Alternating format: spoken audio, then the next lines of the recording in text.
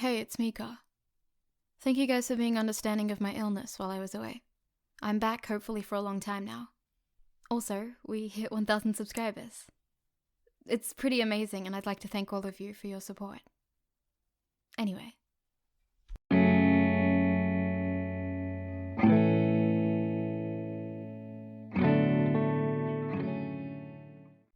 Deku? I think he's some pro. By clouds. My head in the clouds not coming down. Chapter 10. The baby has acquired a knife somehow. Izuku groaned as Mr. Brave used his hair like a whip to flip him onto his back. Again.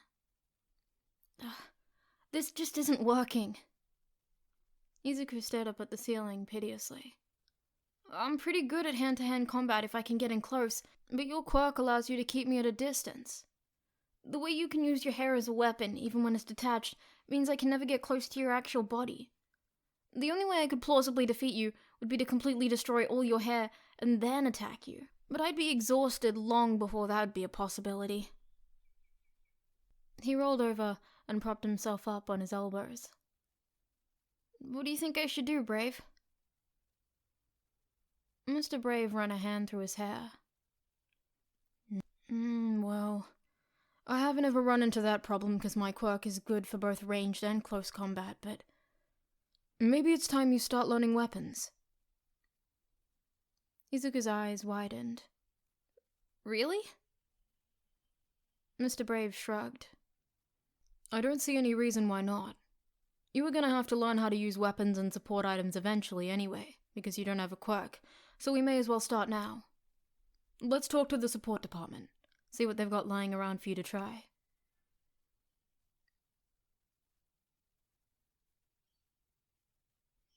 Izuku failed miserably as he tried not to be overwhelmed as he stared at the buffet of weapons on the table. There were quarterstaffs, tonfas, knives, swords, guns, grappling hooks, grenades, and some things that Izuku couldn't tell what they were for the life of him. Now you'll probably want something for ranged combat and something for close combat, Mr. Brave said. Izuku nodded. Like how Eraser has his capture weapon to keep people with mutant quirks at a distance, but also has a knife if he needs it. I mean, I think he mostly uses his knife to cut his capture weapon if it gets caught, Mr. Brave said thoughtfully. But you've got the right idea. The goal is just to be safe, and to make sure you have options for every situation.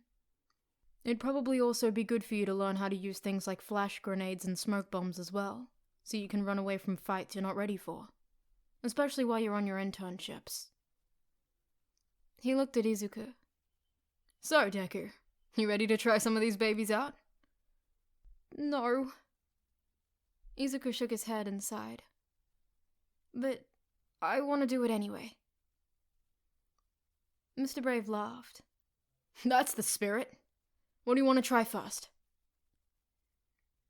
Izuku awkwardly picked up the quarterstaff and gave it a few experimental twirls. Nice pick. Brave yanked a few strands of hair from the back of his head and grew, twisted and hardened them until he was holding a black quarterstaff about the same size as the one Izuku had chosen. Izuku stared wide-eyed at the process. Do you know how to use it?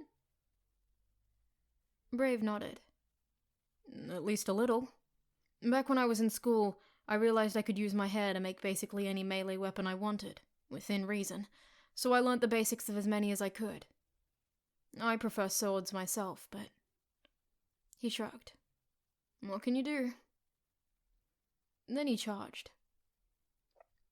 Izuku tried to block Mr. Brave's attack, but ended up awkwardly fumbling his staff, tripping over it as he tried to retreat, then hitting himself on the head as he fell. Brave dropped his staff to hold his gut, laughing, as Izuku glared at him, rubbing his sore head. Shut up. It's not as easy as it looks. I think I'm too short for a quarterstaff anyway. Brave just held up a finger as he took a few minutes to compose himself. After a minute or so, he sighed. Okay, I'm done. But really, you can't expect yourself to be amazing at a weapon the first time you hold it. Weapon mastery takes time, just like other skills, and it's always going to be painful at the beginning. That being said, you want to enjoy the feeling of the weapon you choose, because otherwise you won't want to practice it, and you'll never learn. Izuku sighed. I think I want to try something else, if that's okay. Brave nodded and helped him up from the floor. They ended up spending the next few hours with Izuku, trying all the weapons available with varying levels of success, and Brave using his hair to make weapons of his own to fight back. By the time they were almost finished with the close combat weapon options, Izuku was frustrated, tired, and sore. Alright, Deku, this is the last one, Brave said. Tired himself. Knives. Izuku groaned tiredly, but took the knife from the table. Brave made his own and taught Izuku how to hold it before stepping back. You ready? He waited for Izuku to nod before running at him. Izuku pivoted out of the way and slashed, using his dull blade to land a hit on Brave's arm, right where he knew there was a ligament that would make it difficult for his opponent to use that arm if this was a real fight. He smiled at Brave, who used his distraction to knock him on his back again. That felt different, Brave observed, holding out a hand to help Izuku up. You liked that one, didn't you? Izuku nodded. I think knives will mesh well with the hand-to-hand I've learned from Eraser, and will help me target the weak points I see in my analysis. I could have easily cut your hair with a strong enough knife, or given you shallow cuts on your fingers to make it more difficult for you to pull out your hair. I'll have to be careful and study some anatomy, so I know what cuts I can make without seriously injuring my opponents, but... He smiled brightly. I think I'm up to the challenge. That's my boy. Brave clapped Izuku heavily on the back, almost knocking him over. Okay, let's go on a short patrol. We can work on ranged weapons tomorrow. How does that sound? Izuku nodded, and they both went to go change for patrol. The next day, Izuku and Brave were back at the training gym at his agency, trying to choose a ranged weapon in case Izuku couldn't get close enough to his target. Midnight uses a whip, right? Brave asked, as Izuku picked one up. Izuku nodded. I think she chose it because it fits well with her theme, but it would be useful to be able to grab opponents and pull them closer. Although, I think I'd prefer something like Eraser's capture weapon if that were my goal. He tried to crack the whip, but just gave himself a welt on the cheek. Maybe I'll come back to this one if I don't find another weapon I like better, he said sheepishly. He ended up liking the bow and arrow decently well, but quickly realized that his hand-to-hand would suffer if he had to carry such a large weapon on his back. I think I'll leave that weapon to Native, he said, as he gingerly placed it back on the table. What else have we got? Brave looked over his shoulder. It looks like we've got some blow darts and shurikens as well as some guns. What do you want to try? Izuku thought for a moment. Well, Snipe uses guns and he varies the kind of bullet he uses based on how much damage he wants to do. He mostly uses rubber bullets and beanbag rounds, but he's also been known to use live ammo and tranquil darts. Okay, we don't have a shooting range in this building, but the police station does, and it's just a few blocks away. Is that alright? It didn't take them long to arrive, especially since Mr. Brave was in his civilian garb, and not many people would have recognized him anyway, so they didn't have to worry about being stopped for autographs like a daylight hero would. Detective Sakauchi was standing by the front desk when they arrived, and he waved when he saw them. Hello, Mr. Brave. Deku? How's the internship going? Izuku smiled. It's going really well, Detective. Mr. Brave thinks it's time I start learning weapons so I can make up for... everything. Guns seem like a nice option if Deku can't get close to his opponent for any reason, Brave said. We were wondering if we could use the shooting range here, see if he likes them. Sakauchi nodded. That'll be fine. You'll just need to sign some waivers and I'll take you right back. After they read through the required paperwork, Sakauchi handed them both earmuffs and led them into a basement where a few officers were already practicing their marksmanship. Sakauchi grabbed some paper targets from a bin by the door and set one about 3 meters to start, then handed Izuku a pistol. Okay, so the first rule of gun safety is to always treat a gun as if it's loaded, even when you know it's not. Basically, don't point the gun at someone unless you're actually ready to shoot them. Izuku nodded, and Sakauchi taught him how to load it and where to put his hands, while Brave looked on proudly. Okay, now this little piece on top is what's called a sight. You aim it by lining it up with your target, which will become second nature the more you practice. Now, Deku, just try and hit the bullseye. Izuku nodded and took a deep breath, trying to remember everything Sakauchi had told him as he aimed and then pulled the trigger. He looked at the detective, who nodded and gestured for him to fire it again. Once he'd emptied the cartridge, Sakauchi called back the target, and Izuku smiled. None of the bullets had hit the bullseye, but none of them had completely missed the target either. Brave whistled, and Sakauchi smiled. That's a pretty nice grouping for your first time holding a gun. Would you like to try again? Izuku nodded enthusiastically, and reloaded the gun as Sakauchi changed the target. By the time they'd left 2 hours later, Izuku had gotten lucky and hit the bullseye twice, and set up appointments to come practice twice a week. He massaged the soreness out of his hands as Brave gave the earmuffs back. Good work, Deku, Sakauchi said.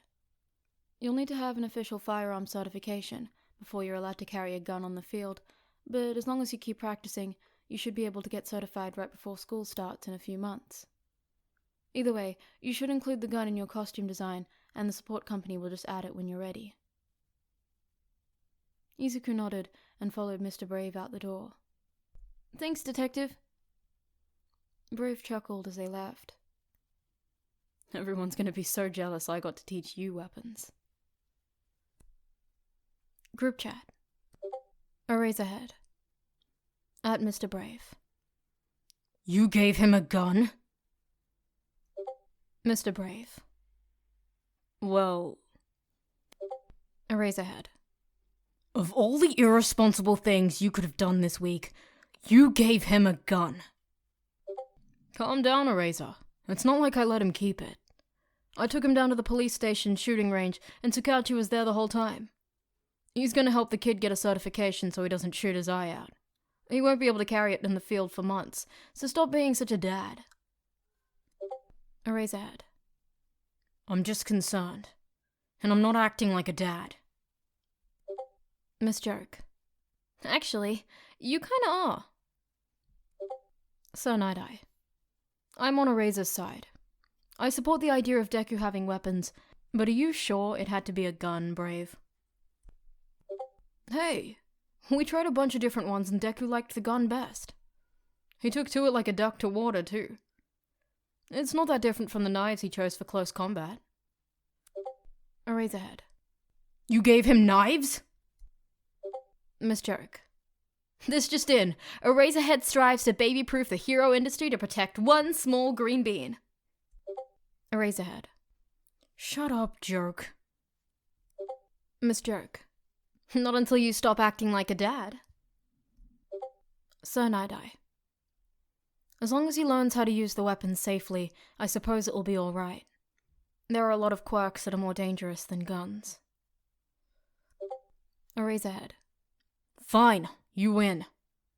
Deku's got a gun and I'm going to bed. Miss Joke. Just wait, the kid will show up to class the first day with a gun strapped to his hip, and Eraser will have to choose between being a proud papa and a sour grumpus. Eraserhead. You do realize I'm still here, right? Miss Joke. Obviously. It's no fun to tease you when you're not here. Eraserhead. You're insufferable. Miss Joke. But you love me. Eraserhead. I really don't. Mr. Brave. You two, stop flirting and go to bed. Mr. Brave has left the chat. Sir Nighteye has left the chat. Miss Joke. You heard the guy. Sleep well, Eraser. Remember, coffee does not count as sleep. Miss Joker's left the chat. Eraserhead. We want... whatever. Good night. Eraserhead has left the chat. Chapter 11. Kachan. Katsuki Bakugo massaged out his wrists as he walked home from the UA entrance exam. He'd been pleasantly surprised that Deku hadn't shown up, but that didn't explain the changes he'd been seeing in the nerd the past few months. At first it was small, just Deku smiling more and always looking at his phone, as if the nerd had anyone to text. Annoying, but not a big deal at the end of the day. But then, about 2 or 3 months ago, Katsuki had stopped seeing the nerd outside of class at all. It wasn't like they hung out socially or anything, but Katsuki could usually find Deku during lunch or after school and give him a beatdown to make sure he still knew his place and wasn't still trying to be a hero. But lately, it was as if Deku had been disappearing into thin air whenever he didn't have to be in class. Once, Katsuki and his lackeys had followed him into an alleyway that he was certain didn't have any other exit. But the nerd was nowhere to be seen. The only sound or movement at all was some cat or something clamoring all over the rooftops.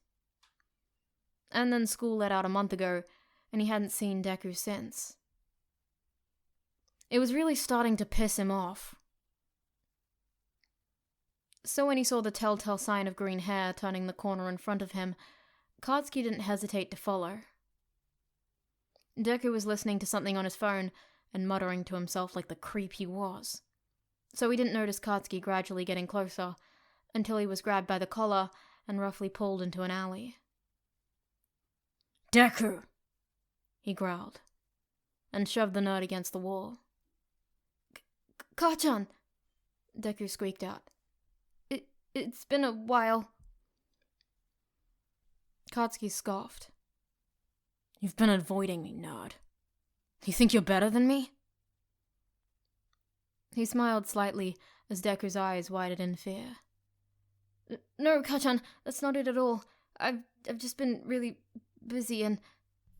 "Busy? As if a nobody like you has places to be." He slammed Deku against the wall again, wincing a little when he heard the nerd's head hit the brick. "Admit it. You think you're too good to be around me." Kachan," Deku slurred, but Katsuki wasn't listening. He threw a right hook at Deku's face, eyes widening as the nerd grabbed his arm and pivoted, as if he was trying to throw Katsuki over his shoulder. Something went wrong at the last minute though, because Deku swayed a bit, then stumbled, allowing Katsuki to yank his arm free. Katsuki saw red. That damn nerd. Was he really trying to fight back? After all the time Katsuki had spent teaching him his place? Who did he think he was? He grabbed Deku's shoulder with his left hand and set off a small explosion, causing him to cry out, but Katsuki wasn't done. He kept his hand on Deku's shoulder to keep him in place as he kneed him in the gut, and then used his right fist to hit Deku in the jaw, which knocked him to the ground. "Please, Kachan, stop. It hurts. We're friends. Please, stop." Katsuki snorted. "Friends? With a useless loser like you?" He kicked him in the gut, then let loose a few quirked punches that Deku tried to block with his arms. "Who would want to be friends with you?" As soon as he deemed that Deku had learned his lesson, Katsuki stood up straight and looked down at the cowering nerd. Pathetic. "I'm glad you didn't show your worthless face at the entrance exam, Deku," he said. "It seems you finally learnt your lesson about trying to be a hero." He gave one last kick, then turned to leave the alley. "Don't make me teach you again."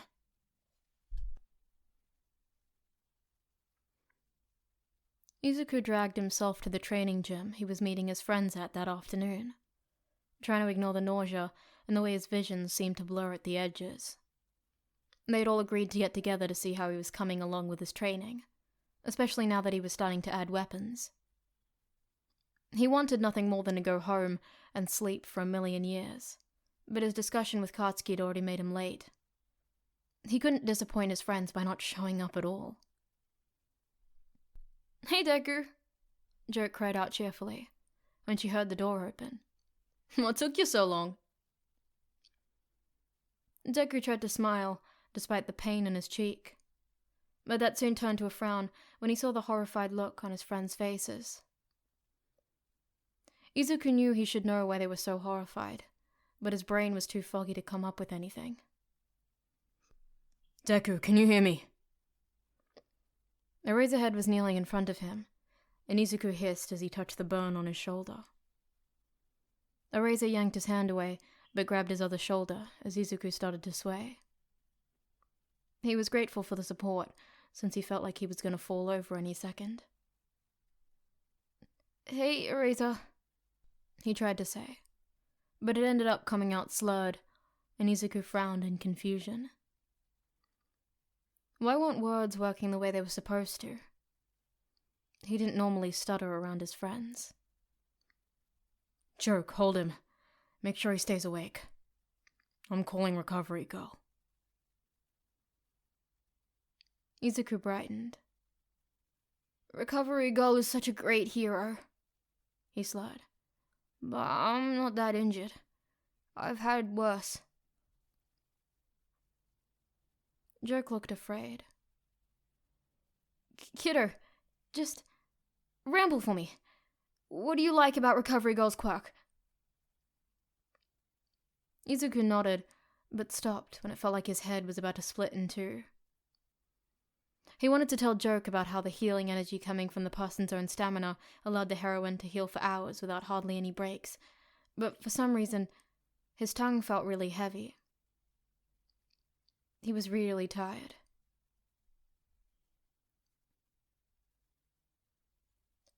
For all that Shota tried to deny it when the others implied he saw Deku as a son, he didn't think he'd ever been more terrified than when the kid had stumbled in with a massive bruise on his cheek and dirty tear tracks running down his face.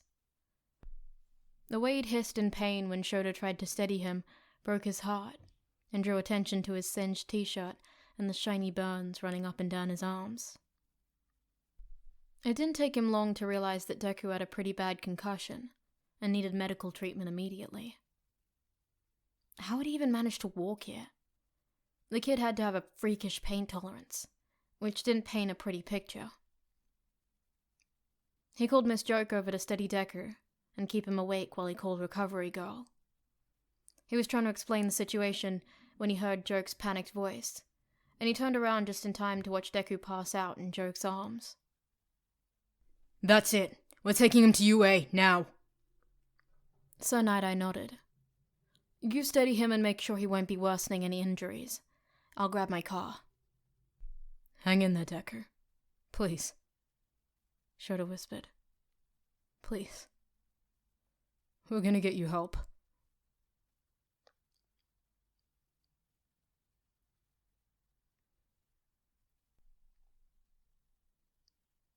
Izuku woke up blinking under harsh fluorescent lights.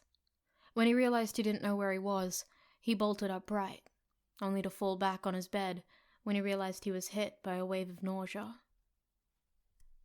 "Don't try and sit up too fast, dearie," an old woman's voice said. "You've had a bad concussion. I managed to heal most of it, but you shouldn't move too quickly." Izuku obeyed the voice and moved more slowly. He felt the bed he was on rising up to help him, and he figured the owner of the voice must be controlling it. He turned to look at her. "Recovery Girl?" She chuckled and nodded, gesturing for Izuku to look around to the rest of the room. "Eraser? Joke? Brave? Nighteye? What are you all doing here?" He paused for a moment. "What am I doing here? And where is here, anyway?" "You're at UA. Eraser said. We brought you here because you had a concussion, multiple burns as well as bruising on your face and stomach. You're honestly lucky you didn't have any internal bleeding. Izuku nodded along as he remembered the beating Kachan had given him. That sounded about right. He looked at his friends' faces and was hit by a wave of guilt as he realized he'd made them all worry. He shrank in on himself. I'm sorry. I didn't mean to bother you, and it was probably really inconvenient, and... He looked up to find his 4 closest friends staring at him with so much concern he wanted to throw up. And he started to hyperventilate. Slow down, kid. Mr. Brave was suddenly kneeling at his side. Breathe with me. In, out, okay? After Izuku had managed to calm his breathing, he kept his eyes glued to the covers in embarrassment. He should have just gone home and hidden his injuries before meeting his friends, so they wouldn't have to worry about him. Why didn't he do that? How could he have forgotten something so basic? I would have been fine, guys. Maybe these injuries seem a little bad, but I've always managed pretty well in the past. You didn't need to take me to a doctor. Recovery Girl rapped him lightly on the head with her cane. Don't go saying things like that, dearie. Your injuries are severe, and in other circumstances could have been life-threatening. Your friends did the right thing by bringing you here. Deku. Eraser spoke softly, as if expecting Izuku to run away if he spoke too loud. Who did this to you? Izuku stared down at his hands. It's not his fault. What do you mean, kiddo? It was strange hearing Miss Joke so quiet, when normally her very presence was loud enough to take over a room. Izuku took a deep breath and hoped his friends wouldn't judge him. It was my fault. I shouldn't have gotten in his way. He was right, I was avoiding him, which I guess means he thought I was thinking I was better than him, which I'm not, I know that. I'll never be better than him, but I guess that's how I was acting because that's what he thought, and so it was my fault, because he had to teach me a lesson, and he's probably going to be super mad when he finds that I still want to be a hero, and then... And then he's going to do it again, and it'll still be all my fault. Shota felt his heart break. This kid. He'd just gotten beaten to a pulp. But instead of blaming the guilty party, he was trying to justify it, searching for any tiny thing he'd done to deserve it. And the worst part was that people don't just start to do that overnight. The self-blame that Deku was exhibiting had to be the result of years of abuse, both emotional and physical. Who would do that to a kid? Deku, who did this? He watched as Deku continued playing with his hands, rather than looking up. He didn't want to push the kid, but... It was my friend. Kachan. Deku said softly, and then hurried on. But like I said, it wasn't his fault. It was mine for thinking I was better than him. Nighteye raised one eyebrow. First of all, do you actually think that? Deku's eyes widened, and he flailed his arms. No! I would never. But he thinks I did. So I must have done something to make him think that, so it's my own fault. I shouldn't have gotten in his way. I should have just... Nighteye raised a hand to cut him off. If you didn't even do what he was accusing you of, how could it have been your fault? And even if you had thought you were better than him, as he put it, it still would have been his fault for lashing out. Does that make any sense? Deku thought for a moment. Kinda. But he's my friend. He wouldn't hurt me if he didn't have a good reason. Sometimes, people don't have good reasons to hurt other people, Brave said hesitantly. And sometimes, they hurt others because it's what makes sense to them. But that doesn't make it right. It also doesn't make it your fault, Deku, Joke said. If this boy decided to hurt you, it's because he wanted to hurt you. Not because of anything you did. But that doesn't make any sense. Deku sniffled as he started crying again. If he hurt me, it must be because I did something bad. We've been best friends since we were kids. Deku. Eraser looked him in the eye. Friends don't hurt each other. The room was silent for a long time as Deku digested that information. When he spoke again, his voice was fragile. You mean, Ka-chan's not really my friend? We're your friends, Deku, Joke said. We care about you, and would never try to hurt you or teach you your place. Friends help each other, like when you help us with your analysis, or when we help you with your training. Friends tease each other and lift each other up. They don't put each other down or try to crush each other's dreams. Oh, Deku said quietly. I know it probably hurts to hear this, Nighteye said. But Ka-chan probably hasn't been your friend in a long time. Deku nodded absently. But that's okay, Brave said cheerfully. You've got us now. Deku gave a weak smile, but Shoto could tell he still didn't really believe them. Not that he could blame the kid. One positive conversation wasn't enough to override a lifetime of conditioning. He didn't know how long it would take before Deku realized what an extraordinary kid he was. But Shoto did know one thing. If he ever met this Ka-chan, that kid was getting a piece of his mind.